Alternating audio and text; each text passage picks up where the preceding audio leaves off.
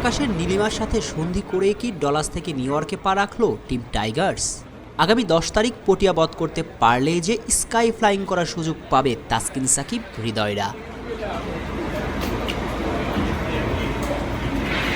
New ইয়র্কের airport থেকে কয়েক ঘন্টার যাত্রা শেষে হোটেলে পুছিয়ে টিম বাস থেকে একে একে নামতে শুরু করেন মুস্তাফিজ শরীফুল, সাকিব, মেহেদী সহ পুরো দল।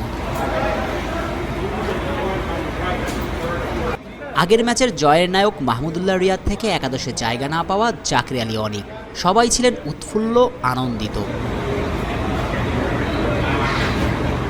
এমন আনন্দের উপলক্ষ তো সবারই জানা। হতাশা আর ব্যর্থতায় জর্জরিত দলটা কিনা বিশ্বকাপে করেছে লঙ্কা বধ।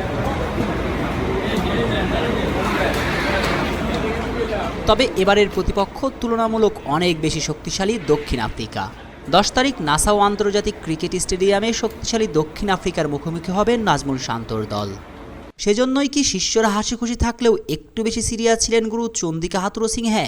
টাইগারদের কোচের কপালে দুশ্চিন্তার ভাঁজ পড়ার যথেষ্ট কারণও আছে বইকি।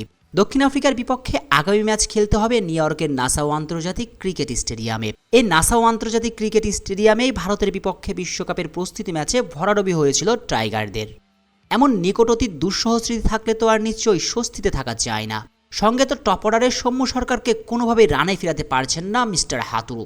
নিজের লাগেজের ভার নিজে বইতে পারলেও ব্যাট হাতে দেশের ভার বইতে বারবার ব্যর্থ হচ্ছেন সৌম্য। 10 তারিখে অবশ্যই নিজেকে ফিরে পেতে চাইবেন সৌম্য। শুভকামনা টিম টাইগার্স, শুভকামনা থাকলো সৌম্য সরকার। শেখ আসাফুদ্দৌলা অনিক, টিভি স্পোর্টস।